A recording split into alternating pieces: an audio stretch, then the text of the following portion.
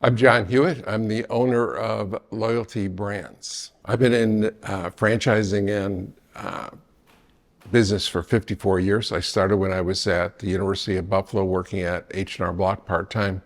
Loved it. I was blessed. I found out what I wanted to do when I was 20 years old. And 12 years later, I was running 250 H&R Block locations. And my dad came to me. He was a CFO of a public company, and he decided that he liked the little Apple he bought by mail better than the mainframe that was running his public company. He decided we should computerize taxes. So in 1981, we built the first tax software for an Apple computer. No one wanted it, way ahead of its time. Got blessed and found a company in Virginia Beach called Mel Jackson Tax Service. Mel had died, and we bought 6 offices from his widow. The extra blessing was the weather's a lot nicer in Virginia Beach than it is in Buffalo. So I moved my family down here in August of '82. We merged the 2 companies. We changed the name to Jackson Hewitt. And 15 years later, we sold it, public company, for $483 million. I had a 3-year non-compete that lasted until 2000, but it didn't cover Canada because Jackson Hewitt had no offices in Canada. So we opened Liberty Tax in Canada, and within 3 years, just as I had in the US, built one of the top 100 retail franchise chains in Canada. So now I've done it once in the US and once in Canada. I moved to the United States in 2000 when my non-compete ended, and now I had to compete against Jackson Hewitt, my own name, my own system, and my own software. And yet we grew faster than Jackson Hewitt and H&R Block combined. We opened 4,000 offices over 12 years, top 10 fastest growing franchisor ever. And again, a public company. Again, I sold my stock. And now we've started Loyalty Brands, and one of the brands, one of our 10 premier brands, is CR3 roofing and siding. I love the question about what set you apart, because if David had gone onto the field with the same shield and armor and sword as Goliath, there would be no David and Goliath story. He'd be the 187th guy killed by Goliath. So you have to have differentiators. One of the differentiators we have is our enormous amount of experience. The reason we call it Loyalty Brands is I have 24 people that have been with me for over 25 years. And I have 3 of them that have been with me over 30 years. So we bring an incredible amount of experience to franchising. We have a great team in roofing that are incredibly experienced in roofing. So we have the experience in roofing, we have the experience in franchising, and we've been very experienced at building brands. I built 2 of the top 100 retail brands in the country. Now, one of the things that we provide is cross-marketing. So we have other franchises that we can leverage off of. So everywhere in the country, we have people that have done business with myself. I brought in over 5,200 franchisees that have over 150,000 employees. So we have people all over the country to give us referrals. We can do roofs for people that we did tax returns for, that we did home inspections for, that we did mobile grooming for. That cross-marketing sets us apart from any other brand. Yeah, I learned from Stan Phelps, the author of The Purple Goldfish. He has a lot of goldfish books.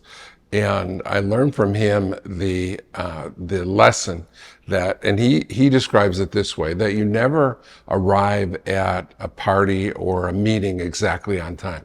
If the meeting's at 2 o'clock, you arrive either early or late. You almost never arrive exactly on time. And he said in the same way, you never meet a customer's expectations. You either fail to meet it or exceed it. So our goal is to exceed customers' expectations. That's how we measure our success. And with each customer, it's different. You have to take the pulse of the individual customer.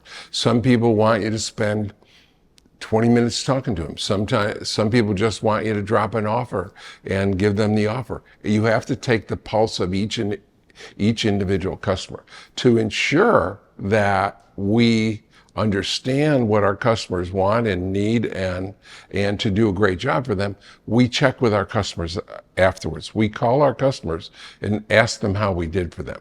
Now, other companies will typically, they'll send you an email, they'll send you a postcard. Other companies will do surveys to see how they did. We call our customer and ask how we did for them. And what happens, that increases the satisfaction level of a customer, and it increases the referral rate.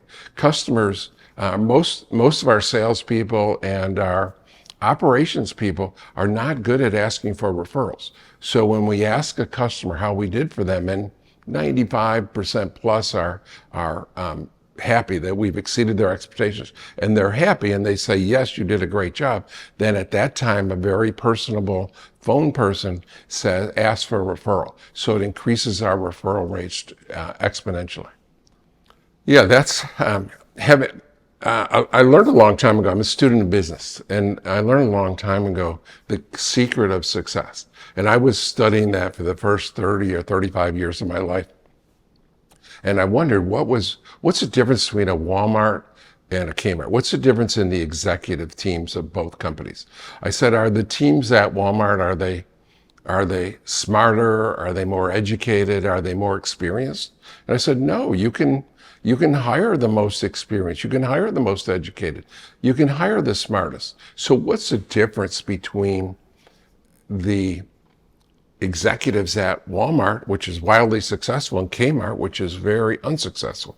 And I said, I learned it's the culture. It's the culture of the organization. And therefore, what we hire for is attitude. Tom Edison, the founder of IBM, said, give me 100 great engineers or 100 people with great attitudes. I'll take the people with great attitudes, because you can teach engineering. You cannot teach attitude. And I've learned that lesson the hard way over my career. I've had tens of thousands of employees. I've tried to change hundreds and hundreds of their attitudes. Never been successful one time. So one of the ways we do that is by looking for, the number one thing we look for isn't their skills, it's their attitude. So we hire for attitude first. And again, I learned the lesson later in the last half of my career about treating employees right if you want your customers to be treated right.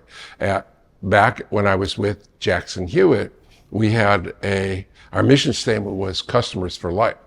Well, subsequent to having that as our mission statement, I read a book, Nuts, by Herb Kelleher from Southwest Airlines. And he said that if you want your customers to be treated best, you got to treat your employees best. And I realized I had been doing that. I've been great to my employees over the years, but I didn't realize how that was the key. If you want your customers to be treated right, you have to treat your employees right.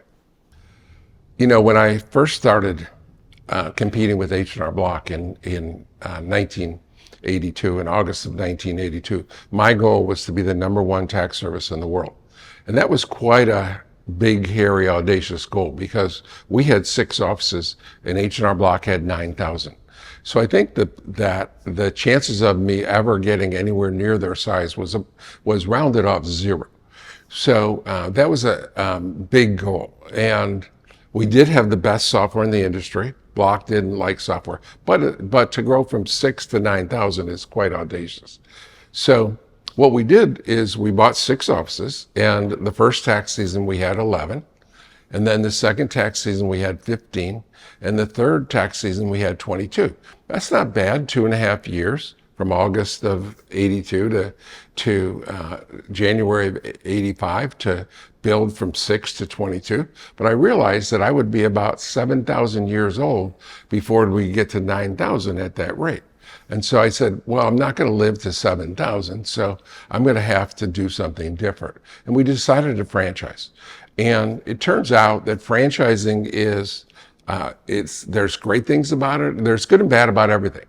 And with franchises, you're dealing with entrepreneurs, you're dealing with independents, you're not dealing with employees. You can't just fire people if they don't perform well. You're dealing with partners and people that have a entrepreneurial spirit. And that's a much more difficult relationship. But in every system in this country, franchisees do a better job than company employees. Because in my experience, out of all the thousands of employees I've ever hired, only 2 or 3% act like owners. But 95% of my owners act like owners. And so in every franchise system, the franchisees do a better job than company employees. And so that's the huge benefit to franchising. Now, the drawback is that no one listens. My job as a franchisor is to give you the best system in the industry. I've been doing that for 54 years. We commit to give you the best system in the industry. We commit to try to be your best business partner you ever have. But if I do my job, your job is to listen and follow that system.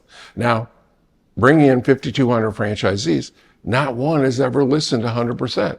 And having 6 children and 11 grandchildren and my 4th great-grandchild on the way, I can tell you that none of them listen. And of course, when I was a child, I didn't listen. So human beings just are not good at listening. And so that's the key to being part of a franchise system, is you need to follow the proven method. But it's the best, it's the way to provide the best customer service. Owners act like owners, employees act like employees. Owners out-hustle, outwork, outperform employees. Amazing. CR3, the thing I've grown to like a few things about roofing, that the roofing siding industry that I didn't know about. I've only learned about this over the last 18 to 20 months. And I love the fact that a lot of the payments that we receive, a lot of the sales are covered by insurance. It's a lot easier to go to a homeowner and say, you had hail damage or hurricane damage or some wind damage on your roof, and for $500 or your deductible, $500, $300, $1,000, you can get a whole new roof. I can get you a whole new roof. It's a lot easier. It's a lot easier than trying to sell someone a $20 or $25 or $30,000 product without that opportunity to say, we'll get the insurance company to pay for it. So it's a lot easier to say. I love that. Solar's will be pushed from now as far as the eye can see, with everyone believing in global warming and Green New Deal, and they're going to make more and more incentives for solar. The best, even better than insurance, is the phrase tax deductible. That's the best sales phrase in America. It's tax deductible. And so with solar, not only is the tax deduction is so good, it can pay for the whole system that you install. So I love that. And I love the fact that there's more and more storms across America, and they cause roofing damage. And that just, there's a fourth certainty in life, right? There's death and taxes. Benjamin Franklin said that 200 years ago. Dennis Waitley, 35 years ago, said, no, there's another certainty, there's change.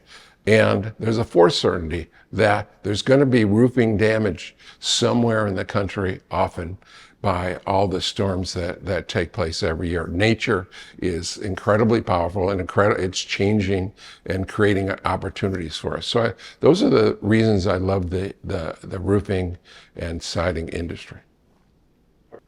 Yeah, I think when talking about conversions, you have to understand that what happens in most businesses is they get to a certain level and they can't grow. And what I've seen, even with my own franchisees, is it's difficult to delegate. One of the problems is delegating. And secondly is, how do you hire the right people? And how do you train the right people? And how do you manage people that aren't in sight? What I've learned is the people that can manage 80 or 90% of them can only manage in one specific location. If, as they need extra locations and they want to expand to more cities and more geography, they're not capable of managing people out of sight. So we're going to give you constant guidance into how to grow your business. If you only want to grow to $1 million business or a $1.5 million business or a $2 million business, you don't need us. If you want to grow to a 10, 15, $20 million business, if you want to be all you can be, our franchise royalties are very inexpensive. So the question is, can you do 6 or 7% better with us as your partner? If you don't understand that, then you haven't met us and talked to us. We are going to help you grow a lot faster than 6 or 7% better. What the amounts that you pay us are easily covered by the growth that you should expect. But if you don't want to grow, you shouldn't think about converting your business to us. If you're happy with doing your $500,000 or $1.5 million business, just keep it. We're not looking for people that only want to have a $1 or $2 million business. We're looking for people that want to grow and be all they can be. And we're going to help you do that. I've already created 1,000 millionaires in my career. So if you want to be the next one, then jump on board. Yeah, I mean, I'm extraordinarily blessed, right? All my blessings come from God. So when I brag about what I've achieved, I've achieved it because of the blessings that I've received, right? And I brought in over 5,200 franchises. If there's anyone else that's ever done that, I've never met them. I'm the only person that's built 2 of the top 100 franchise chains in the United States. And I also built 1 in Canada.